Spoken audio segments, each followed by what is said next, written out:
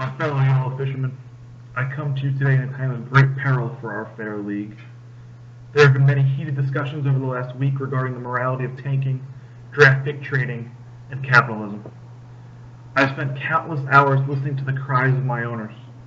Being a commissioner of the people, I have developed a set of commissioner decrees which will be followed henceforth. Commissioner Decree number 1. I am going to squash this issue before it becomes one. No matter what happens, Adrian Peterson and Ray Rice cannot be added to your team this season. Commissioner Decree number 2.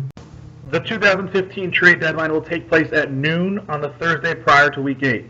After that time, up until Week 11, players can be obtained via trade. However, these players are not eligible for postseason play, just like Major League Baseball.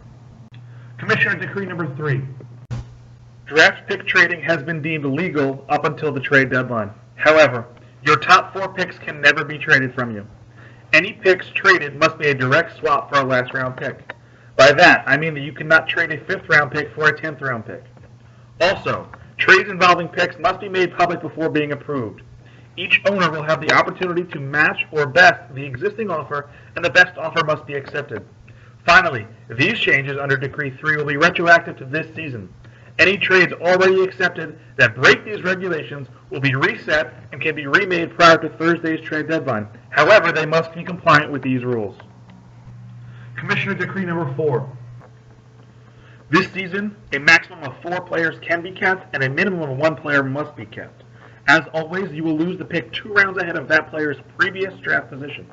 Keepers are eligible to be traded, but they of course must follow all previously stated trading rules.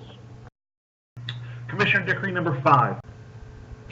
If any transaction is deemed to be an action of tanking or collusion by your commish, responsible parties may have rights to individual keepers or draft picks rescinded. Finally, please understand the difference between tanking or trade rate and poor negotiating skills. Be mad at the owner for not getting more, not the system. Lastly, since there was no update this week, here's a quick rundown of what we missed. Your commissioner, B. Casey, who failed to break 100 points. Colby Troy, who also failed to break 100.